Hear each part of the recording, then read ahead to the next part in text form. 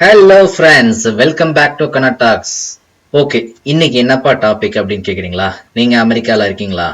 கண்டிப்பாக அமெரிக்காவில் இருக்கீங்கன்னா ஒரு குறிப்பிட்ட வருஷத்துக்கு அப்புறம் வந்துட்டு நீங்கள் வீடு வாங்கலாம்னு சொல்லிட்டு யோசிக்கிறீங்க அப்படின்னா உங்களுக்கு எங்கேருந்து ஆரம்பிக்கிறது? எனக்கு ஆனா கூட வந்துட்டு தெரியாதுப்பா. நான் வந்துட்டு இந்தியாவில் இருக்கிறப்ப எனக்கு நிறைய விஷயங்கள் வந்துட்டு தெரியும். ஆனால் இங்கே யூஎஸ் வந்ததுக்கப்புறம் வந்துட்டு நான் பல வருஷமாக வந்துட்டு ரெண்டல் ப்ராப்பர்ட்டியில் தான் வந்துட்டு இருந்தேன். எனக்கு வீடு வாங்கணும்னு ஆசை. ஆனா வந்துட்டு வீடு வாங்குறதுக்கு உண்டான ஒவ்வொரு விஷயங்களும் வந்துட்டு எனக்கு தெரியாது. அதுல நான் என்ன ப்ரிப்பேர் செஞ்சுக்கிறதுக்கு என்னென்ன நான் வந்துட்டு தெரிஞ்சுக்கணும், அதை தெரிஞ்சுக்கிட்டது மட்டும் இல்லாம என்னென்ன ஹோம் ஒர்க் வந்துட்டு நான் பண்ணணும் அப்படிங்கிறத இந்த வீடியோல சீரியஸா வந்துட்டு போட போறேன். ஸோ அதுல இன்னைக்கு பார்ட் 1ல என்னென்ன டேர்ம்ஸ், அதாவது வீடு வாங்குறப்போ வந்துட்டு நிறைய டேர்ம்ஸ் வந்துட்டு பேங்கிங் எல்லாம் வந்துட்டு யூஸ் பண்ணுவாங்க. அந்த டேர்ம்ஸ் என்னென்ன அப்படிங்கிறது விரிவா வந்துட்டு பார்ப்போம். மறக்காம நம்ம சேனலை நீங்க சப்ஸ்கிரைப் பண்ணீங்கன்னா இந்த சீரீஸ் ஆஃப் வீடியோஸ் உங்களுக்கு ஒவ்வொரு வாரமும் வந்துட்டு வந்து சேரும். இன்னைக்கு வீடியோ நான் கண்டிப்பா சொல்றேன், உங்களுக்கு ரொம்ப ரொம்ப பயனுள்ளதா இருக்கும். ஆரம்பத்துல இருந்து கடைசி வரைக்கும் வீடியோவை ஸ்கிப் பண்ணாம வந்துட்டு பாருங்க. உங்களுக்கு இடையில ஏதாவது வந்துட்டு கொஸ்டின்ஸ் வந்துட்டு வருதா அப்படின்னா வந்துட்டு கமெண்ட் பாக்ஸ்ல கமெண்ட் பண்ணுங்க. நான் அதுக்கு ஆன்சர் பண்ண ட்ரை பண்றேன். வாங்க நண்பர்களே, வீடியோக்குள்ள போலாம்.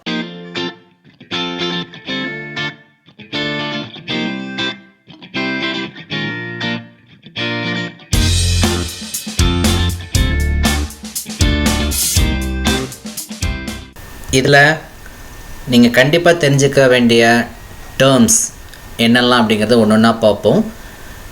இது தவிர இன்னும் ஒரு சில டேர்ம்ஸ் வந்துட்டு நான் கண்டிப்பாக உங்களுக்கு சொல்ல போகிறேன். அதாவது ஹோம் ஈக்விட்டினா என்ன, லோன் டு வேல்யூனா என்ன, mortgage interest, escrow, closing disclosure, loan estimate, closing cost, cash to close. So இந்த மாதிரி நிறைய டேர்ம்ஸ் வந்துட்டு இருக்குது.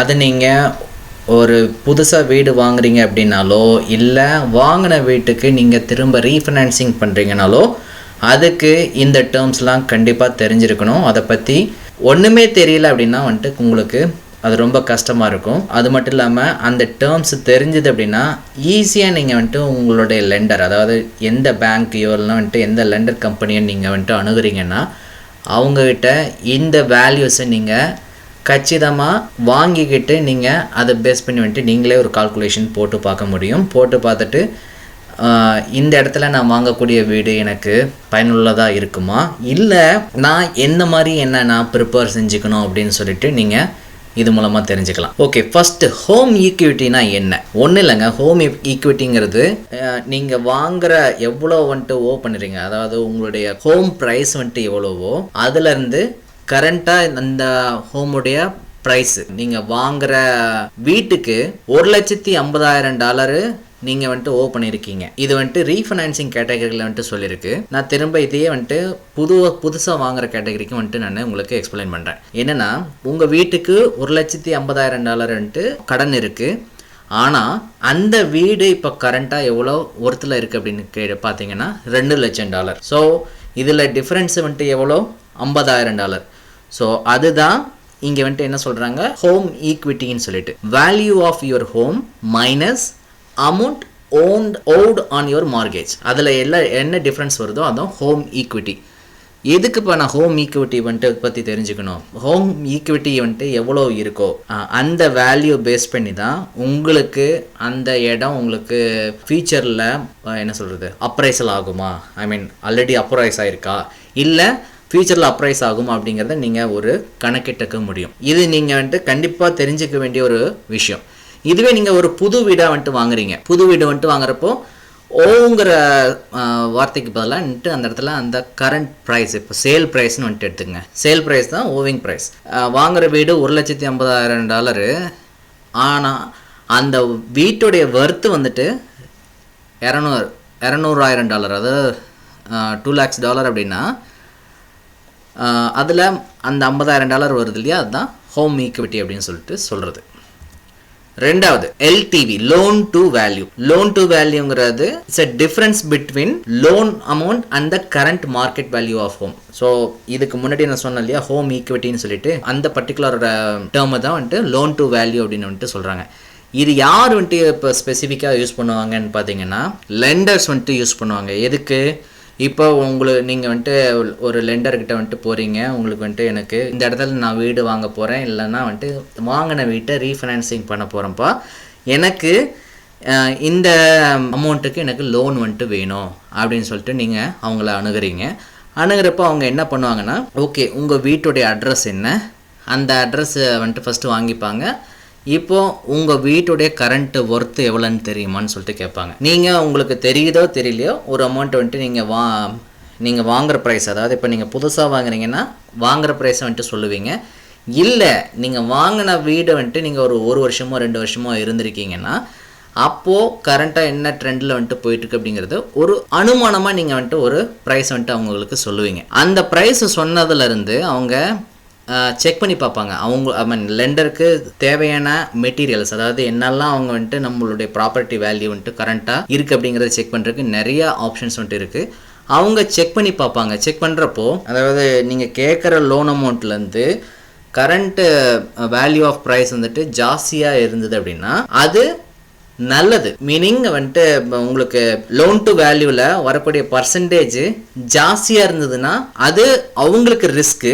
அதே சமயத்தில் நீங்கள் வாங்குற கடன் வந்துட்டு கம்மியாக இருக்குது அப்படின்னா அது உங்களுக்கு லாபம், இல்லைன்னா வந்துட்டு உங்களுக்கு பெனிஃபிட் அப்படின்னு சொல்லலாம். அதாவது இது ஸ்பெசிஃபிக்காக எப்படி சொல்கிறாங்கன்னா, த lower your LTV the less risky a mortgage application ஆன லெண்டர்ஸ். அதாவது லோயர் எல்டிவி வரணும் அப்படின்னு வந்துட்டு சொல்கிறாங்க அவங்க கேஸில். ஸோ இதை எப்படி நம்ம கால்குலேட் பண்ணுறதுன்னு பார்ப்போம். Loan to value ratios R easy to calculate. ஓகேவா? நீங்கள் வந்துட்டு உங்களுடைய லோன் அமௌண்ட் வந்துட்டு எவ்வளோ, அப்புறம் உங்களுடைய கரண்ட் ப்ரைஸ் எவ்வளோ அப்படின்னு வந்துட்டு ஒரு அப்ராக்சிமேட்டாக வந்துட்டு தெரிஞ்சிருக்குன்னா, உங்களுக்கு ஒரு எக்ஸாம்பிளுக்கு ஒரு $1,80,000 வந்துட்டு நீங்கள் லோன் வந்துட்டு வாங்குறீங்க. ஆனால் அந்த ஹோமுடைய கரண்ட் ப்ரைஸு $200,000 வச்சுக்கோங்க. இதில் நீங்கள் டிவைட் பண்ண போகிறீங்க. லோன் அமௌண்ட் எவ்வளோ டிவைடட் பை அப்ரைஸ்டு ப்ராப்பர்ட்டி வேல்யூ, அதை நீங்கள் டிவைட் பண்ணிங்கன்னா என்ன அமௌண்ட் வந்துட்டு வருதோ, அதாவது என்ன ஃபிகர் வந்துட்டு வருதோ அதுதான் எல்டிவி ரேஷியோன்னு வந்துட்டு சொல்லுவாங்க. ஸோ இதை ஒரு சின்ன ஒரு எக்ஸாம்பிள் படி வந்துட்டு பார்ப்போம். என்னென்னா, அப்ரைஸ்டு வேல்யூ நம்ம முன்னாடி ஸ்லைடில் பார்த்த மாதிரி $200,000. ஆனால் நீங்கள் வாங்குகிற லோன் அமௌண்ட் எவ்வளோ? $1,80,000. ஸோ $1,80,000 டிவைடட் பை 200 வந்துட்டு போட்டால் 0.09 வந்துட்டு வருது. அதை பர்சன்டேஜில் கன்வெர்ட் பண்ணுறப்போ 90% வந்துட்டு வருது. இந்த பர்சன்டேஜ் வருது. இதை அப்படியே வச்சுக்கோங்க மனசில். நெக்ஸ்ட்டு பார்க்கலாம் என்னன்ட்டு. ஸோ இதை பற்றி நான் வந்துட்டு ஒரு ஸ்லைடில் இன்னும் கொஞ்சம் டீட்டெயில்டாக வந்துட்டு எக்ஸ்பிளைன் பண்ண போகிறேன். அப்போ உங்களுக்கு வந்துட்டு புரியும் அந்த 90% வேல்யூங்கிறது உங்களுக்கு நல்லதா கெட்டதாங்கிறது. இப்போது நம்ம வந்துட்டு எப்படி எல்டிவி ரேஷியோ வந்துட்டு இன்க்ரீஸ் பண்ணுறதுன்னு வந்துட்டு பார்க்கலாம். ஒரு புதுசாக வாங்குகிற வீடாக இருக்கட்டும், இல்லை நீங்கள் வாங்கின வீட்டுக்கு ரீஃபைனான்சிங் வந்துட்டு பண்ணுறீங்க அப்படிங்கிற கேஸாக இருக்குது. ஃபஸ்ட்டு லார்ஜர் டவுன் பேமெண்ட் வந்துட்டு பண்ணணும்னு சொல்கிறாங்க. அதாவது எப்போவுமே நீங்கள் ஒரு வீடு வாங்குறீங்கனாலோ ரீஃபைனான்சிங் பண்ணுறீங்கனாலோ லெண்டர் முழு அமௌண்ட்டை வந்துட்டு உங்களுக்கு லோனாக தர மாட்டாங்க இல்லையா? இப்போ நீங்கள் ஒரு 100 lakhs வந்துட்டு லோன் கேட்குறீங்கன்னா அதில் 20% வந்துட்டு டவுன் பேமெண்ட் வந்துட்டு சொல்லுவாங்க. அந்த டவுன் பேமெண்ட் நீங்கள் போட்டிங்கன்னா உங்களுக்கு பெருமளவில் வந்துட்டு நல்லது. என்னென்னா 20% நீங்கள் ஏற்றுக்கிற மாதிரியும் 80% லெண்டர் கொடுக்குற மாதிரியும் வந்துட்டு இருந்ததுன்னா உங்களுக்கு நல்லது.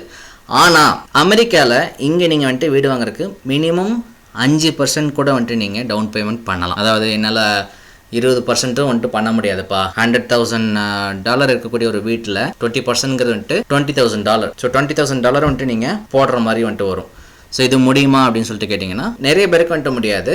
அப்போ 10% வந்துட்டு போட்டால் எவ்வளோ வரும்? $10,000 வந்துட்டு வரும். ஓகே, இது அஃபோர்டபுளாக இருக்குது அப்படின்னு சொல்லிட்டு நீங்கள் யோசிப்பீங்க.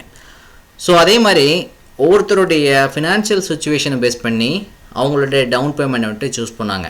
பட் இதில் சொல்லக்கூடிய ஃபஸ்ட் பாயிண்ட் என்ன சொல்கிறாங்கன்னா, லார்ஜர் டவுன் பேமெண்ட். நீங்கள் லார்ஜர் டவுன் பேமெண்ட் வந்துட்டு பண்ணிங்கன்னா உங்களுடைய எல்டிவி ரேஷியோ வந்துட்டு இன்க்ரீஸ் ஆகும், இம்ப்ரூவ் ஆகும். ரெண்டாவது பாயிண்ட் என்ன சொல்கிறாங்கன்னா, மேக் ரெகுலர் மார்கேஜ் பேமெண்ட்ஸ். அதாவது நீங்கள் ஒரு வீடு வாங்குறீங்க, ரீஃபைனான்சிங் பண்ணிட்டீங்கன்னா கன்சிஸ்டண்ட்டாக வந்துட்டு நீங்கள் மார்கேஜ் பேமெண்ட் வந்துட்டு பே பண்ணணும். லேட் பேமெண்ட் இருக்கக்கூடாது, எக்ஸ்கியூஸ் வந்துட்டு வாங்குற மாதிரி இருக்கக்கூடாது. இந்த மாதிரி சுச்சுவேஷன்ஸ் இல்லாமல் நீங்கள் ப்ராப்பராக வந்துட்டு மார்கேஜ் பேமெண்ட் வந்துட்டு பண்ணிக்கிட்டு வரீங்கன்னா அதுவும் உங்களுடைய LTV loan to value ratio வந்துட்டு இம்ப்ரூவ் பண்ணும். அடுத்தது பில்டு ஸ்வெட் ஈக்விட்டி. ஸ்வெட் ஈக்விட்டிங்கிறது நீங்கள் வந்துட்டு பே பண்ணுறீங்க இல்லையா? இப்போ நீங்கள் ஒரு வீடு வாங்குறீங்க, நீங்கள் வந்துட்டு இத்தனை வருஷத்துக்கு, அதாவது 15 வருஷம், 30 வருஷம், 5 வருஷம், அந்த மாதிரி நிறைய டைப் இருக்குது. அதை பற்றி நம்ம விரிவாக பின்னாடி பார்ப்போம். இப்போ ஒரு உதாரணத்துக்கு நீங்கள் ஒரு 30 வருஷம் லோன் வந்துட்டு எடுத்திருக்கீங்கன்னா, 30 வருஷம் கன்வென்ஷனல் லோனில் நீங்கள் பிரின்சிபல் ஒரு அமௌண்ட் வந்துட்டு இருக்கும், இன்ட்ரெஸ்ட் ஒரு ஃபிகர் இருக்கும்.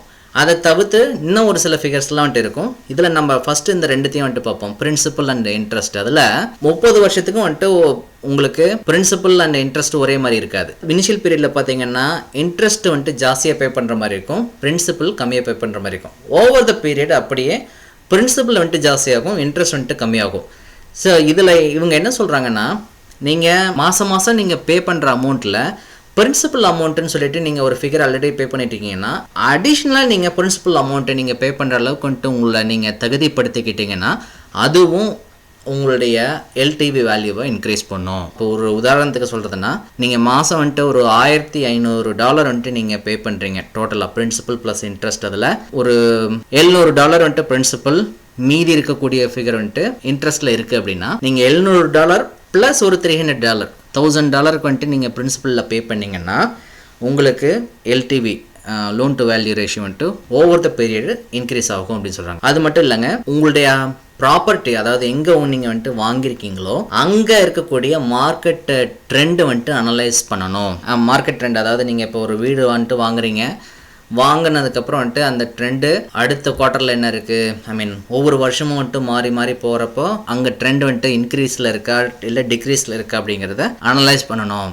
ஏன்னா வந்துட்டு இன்க்ரீஸ் ட்ரெண்டில் இருந்தால் நல்லது, ஓவர் த பீரியடில் வந்துட்டு உங்களுக்கு ஹவுஸ் எல்டிவி வேல்யூவை இன்க்ரீஸ் பண்ணிவிடும். Choose a less expensive home. அதை நீங்கள் வந்துட்டு வாங்குகிற ஹோமு பிரைமரி ரெசிடென்ஸ் ஆகட்டும், இல்லைனா வந்துட்டு செகண்டரி ரெசிடென்ஸ் ஆகட்டும், நீங்கள் வாங்குகிற வீடு நீங்கள் வாங்குகிற உங்களுடைய ஃபினான்ஷியல் சுச்சுவேஷனுக்கு மீறி வந்துட்டு வாங்க மாட்டீங்க.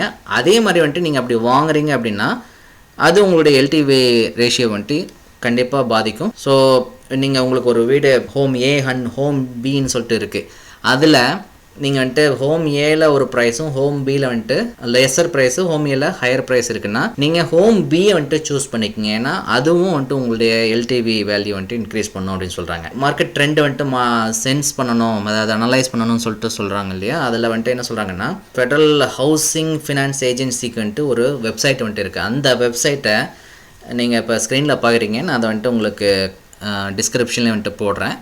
நீங்கள் இந்த லிங்க் வந்துட்டு ஃபாலோ பண்ணி உங்களுடைய ப்ராப்பர்ட்டி வேல்யூ, நீங்கள் எந்த ஸ்டேட்டில் இருக்கீங்க, அந்த ஸ்டேட்டில் எப்போ நீங்கள் வந்துட்டு வீடு வாங்கியிருக்கீங்க, அதுக்கப்புறம் நீங்கள் எப்போ திரும்ப ரீஃபைனான்சிங் பண்ணுறீங்களோ, இல்லை வந்துட்டு நீங்கள் புதுசாக வாங்க போகிறீங்க அப்படின்னா வந்துட்டு எப்போ பர்ச்சேஸ் பண்ணுறீங்க, அதுக்கு வேல்யூவேஷன் எப்போ பண்ணியிருக்காங்க, அப்ரைசல் பண்ணுவாங்க, அந்த அப்ரைசல் வந்துட்டு பண்ணுறது எப்போ பண்ணியிருக்காங்க அப்படிங்கிறத நீங்கள் வந்துட்டு சூஸ் பண்ணிங்கன்னா, நீங்கள் வாங்குகிற ப்ரைஸு இல்லைனா ரீஃபைனான்சிங் பண்ணுற ப்ரைஸ் வந்துட்டு கிளிக் பண்ணுறப்போ அது ஒரு ஃபிகர் வந்துட்டு கொடுக்கும். எஸ்டிமேட்டட் வேல்யூ இப்போ கரண்ட்டாக எவ்வளோ இருக்குது அப்படின்னு சொல்லிட்டு காட்டுது.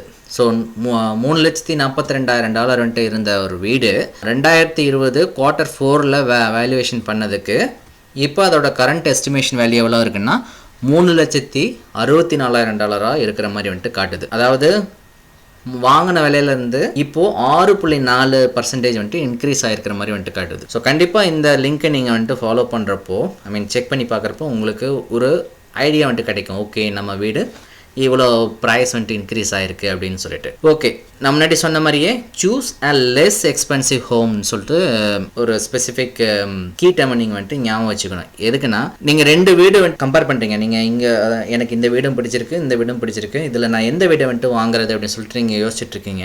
அதில் எது லெஸ் எக்ஸ்பென்சிவாக இருக்கோ அதை வந்துட்டு சூஸ் பண்ணதான் வந்துட்டு சொல்லியிருக்கு. வாங்குற ப்ரைஸு ஹோம் ஏ வந்துட்டு $1,50,000, ஹோம் பி வந்துட்டு $1,00,000. டவுன் பேமெண்ட் நீங்கள் எவ்வளோ போடுறீங்க, ரெண்டுக்குமே $10,000 போடுறதுக்கு நீங்கள் ரெடியாக இருக்கீங்க. லோன் அமௌண்ட் வந்துட்டு $10,000 போட்டால் மீதி ஹோம் ஏக்கு $1,40,000 நீங்கள் லோன் வாங்குறதா முடிவு பண்ணியிருக்கீங்க. அதே மாதிரி ஹோம் பிக்கு $10,000 போட்டால் $90,000. ஸோ இதில் என்ன டிஃபரன்ஸ்னு வந்துட்டு பாருங்கள். இந்த கால்குலேஷன் நம்ம முன்னாடி போட்ட கால்குலேஷன் படி loan amount divided by current purchase price எவ்வளவோ அதை நீங்கள் போட்டிங்கன்னா ஒரு பர்சன்டேஜ் வந்துட்டு வரும். ஸோ அந்த பர்சன்டேஜ் படி வந்துட்டு பார்க்குறப்போ ஹோம் ஏக்கு எவ்வளோ வருது, லோன் டு வேல்யூ 93%. ஆனால் ஹோம் டூக்கு 90%. The lesser LTV value is best for a home buyer அப்படின்னு சொல்லிட்டு சொல்கிறாங்க. ஸோ இதுலேருந்து உங்களுக்கு புரிஞ்சிருக்கும் நீங்கள் வந்துட்டு எந்த மாதிரி வீடு வந்துட்டு வாங்கணும் அப்படிங்கிறது. ஓகே ஃப்ரெண்ட்ஸ், இதோட தொடர்ச்சியை நம்ம அடுத்த வீடியோவில் பார்ப்போம். இந்த வீடியோ பிடிச்சிருந்ததுன்னா லைக் பண்ணுங்க, ஷேர் பண்ணுங்க, கமெண்ட் பாக்ஸில் கமெண்ட் பண்ணுங்க, மறக்காம சப்ஸ்கிரைப் பண்ணுங்க. இது வரைக்கும் வீடியோ பார்த்ததுக்கு ரொம்ப நன்றி.